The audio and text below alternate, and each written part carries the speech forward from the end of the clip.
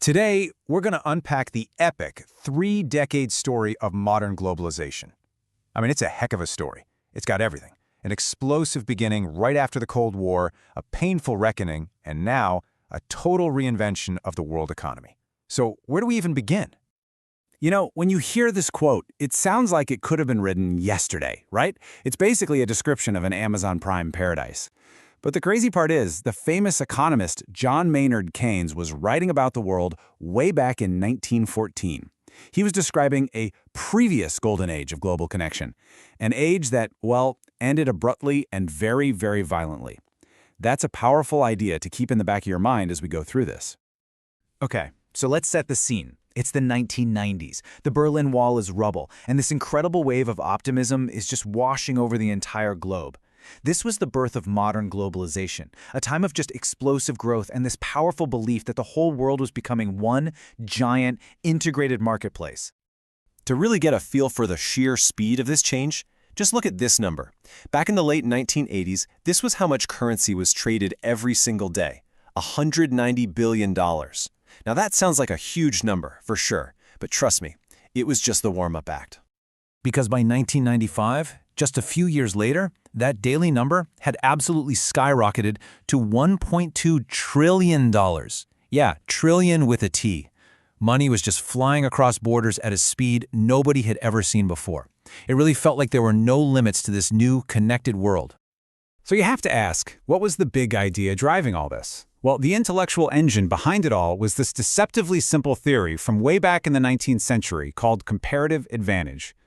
The core idea isn't that you have to be the absolute best at making something. It's simpler. It's that everyone wins if each country just focuses on what it's relatively good at. You play to your strengths.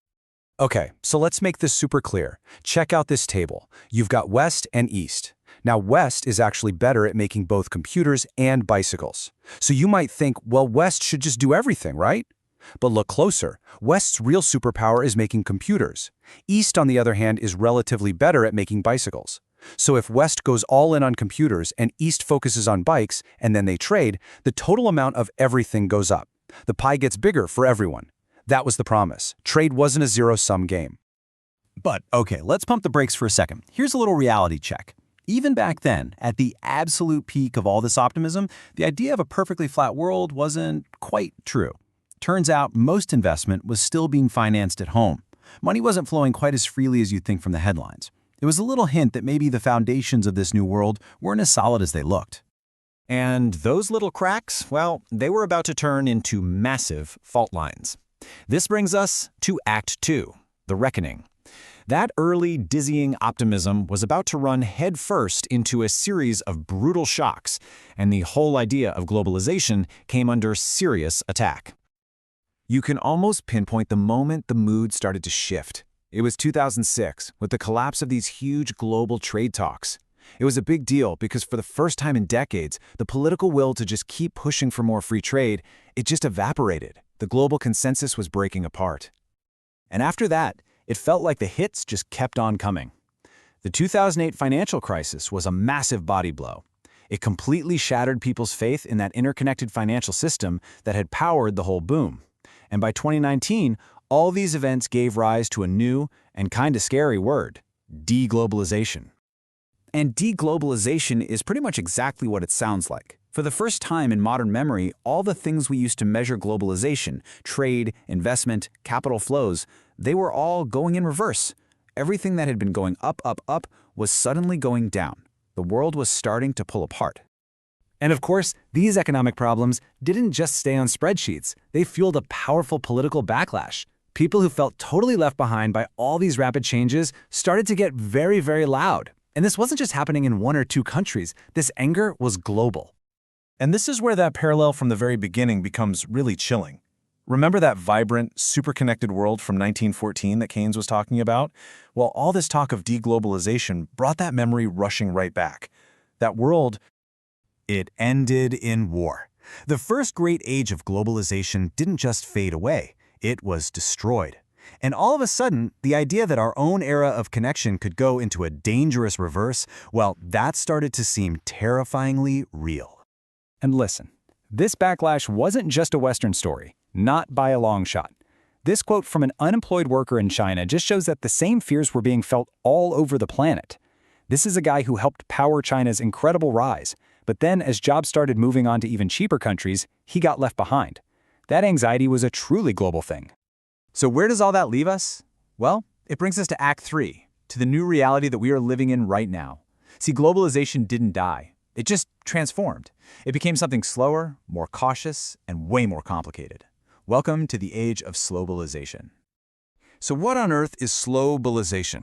Basically, it's the idea that the explosive growth period is over. Trade and investment, they aren't expanding faster than the global economy anymore. So the world's still connected, definitely, but the pace has slowed to a crawl. The high-speed train has become a local commuter. And this chart, this picture tells the whole story. Just look at the contrast. You've got that steep, rapid climb during the boom years, and then after the financial crisis, it just flatlines. The engine didn't shut off completely, but it was throttled way, way back. Now, it's really tempting to blame this all on politics and trade wars, and that's part of it, for sure. But there were deeper things going on.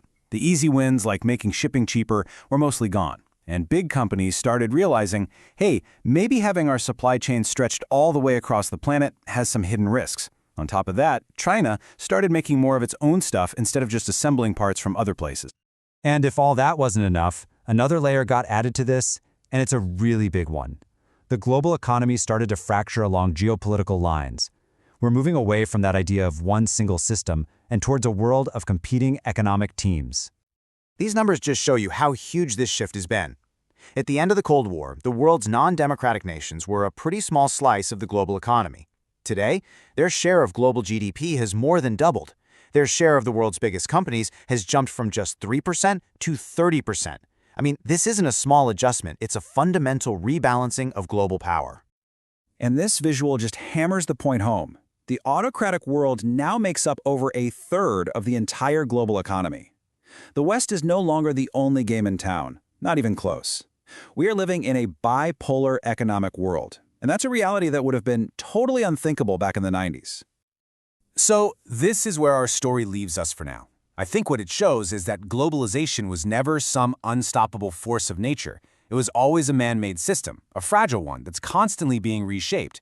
We started with that parallel to the first golden age, an interconnected world that ended in the catastrophe of World War I.